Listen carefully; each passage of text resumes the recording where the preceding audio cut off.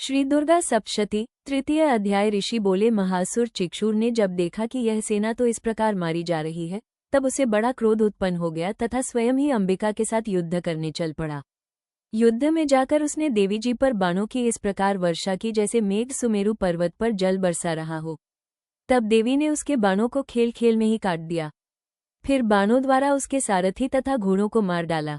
फिर झटपट उसका धनुष और ऊंची लहराती ध्वजा काटकर गिरा दी। जब उसका धनुष कट चुका तब वो बिना रथ पैदल ही तलवार ढाल लेकर देवी की ओर दौड़ा। तेज तलवार से सिंह पर जाते ही प्रहार कर दिया। फिर देवी जी की वाम भुजा पर बड़े जोर से प्रहार किया। हे राजन, ज्यों ही उसकी तलवार देवी की भुजा पर पहुंची त्यों ही टूट गई। फिर तो असुर ने क्रोध से आंखें लाल लाल करके हाथ में शूल पकड़ लिया। भद्राकाली जी पर उस दैत्य ने वो शूल डाल दिया। वो शूल इस प्रकार चमका कि आकाश से सूर्य मंडल गिर रहा हो। देवी जी ने अपनी ओर आते हुए उस शूल को देखकर उस पर अपना शूल चला दिया, जिससे उस शूल के सैकड़ों टुकड़े हो गए। साथ में उस चिक्षुर महादैत्य के प्राण भी निकल गए। जब महिषासुर का बलवान सेनापति मर गया तब देव शत्रु चामर हाथी पर सवार होकर आ पहुंचा। आते ही उसने अंबिका देवी पर प्रहार कर दिया। श्रीदेवी ने होकार द्वारा ही उसे तेजहीन कर गिरा दिया। अपनी शक्ति को गिरा हुआ देखकर चामर को भी बड़ा क्रोध आ गया। उसने शूल का प्रहार कर दिया। शूल को भी देवी जी ने बाणों द्वारा टुकड़े टुकड़े कर डाला। तब सिंह भी उछलकर हाथी के मस्तक पर चढ़ बैठा। वे दोनों परस्पर लड़ते लड़ते उस हाथी से नीचे पृथ्वी पर आ गए। भयंकर प्रहारों से परस्पर युद्ध करने लगे। तब बड़े वेग से सिंह ऊपर को उछला। ऊपर आकाश से नीचे की ओर गिरते गिरते पंजों के प्रहार से दैत्य चामर का सिर धड़ से अलग कर डाला। देवी जी ने युद्ध में उद्ग्रह को मार डाला। फिर कराल को भी दांत मुक्का एवं थप्पड़ों के प्रहार द्वारा मार गिराया। क्रोधपूर्ण देवी ने गदा की चोटों से उद्धत का चूरा कर दिया। भिदिपाल शस्त्र द्वारा, बाष्कल बाणों द्वारा अंधक एवं ताम्र को यमधाम भेज दिया। 3 नेत्र धारिणी परमेश्वरी ने उग्रस्य, उग्रवीर्य, महानु नाम के दैत्यों को त्रिशूल द्वारा मार दिया।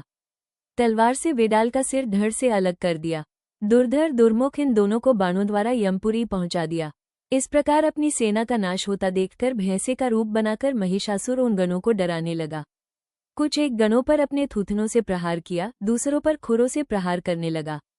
कुछ को वेग द्वारा, दूसरों को सिंहनाद द्वारा, घूमने से अन्यों को श्वास वायु द्वारा पृथ्वी पर गिराया। इस प्रकार गण सेना को गिराकर वो महेश सिंह की ओर झपटा। ज्यों ही सिंह को मारने लगा तब जगदम्बा को बड़ा क्रोध उत्पन्न हुआ।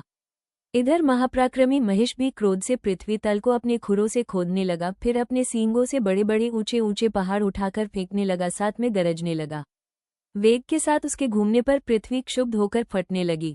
उसने पूंछ से समुद्र पर प्रहार किया, जिससे क्षुब्ध होकर समुद्र पृथ्वी को चारों ओर से डुबाने लगा।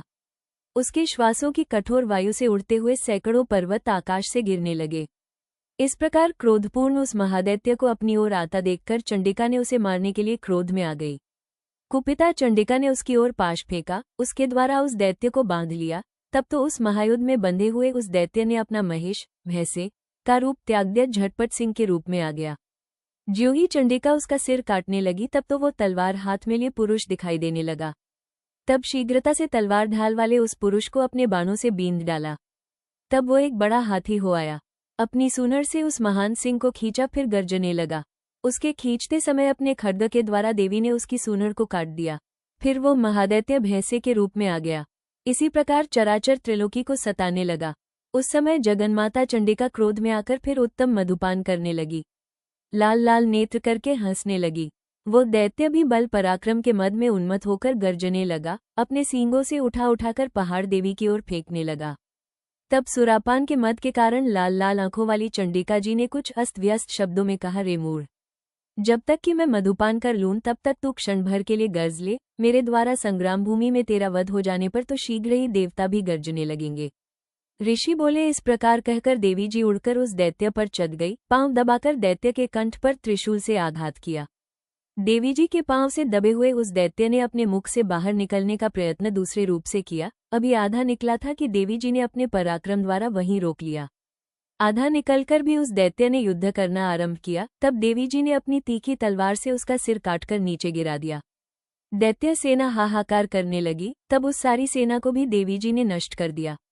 सभी देवता अत्यंत प्रसन्न हुए। दिव्य महर्षियों के साथ देवता लोगों ने उस देवी की स्तुतियां की। गंधर्वराज गायन करने लगे, अप्सराएं नाचने लगी।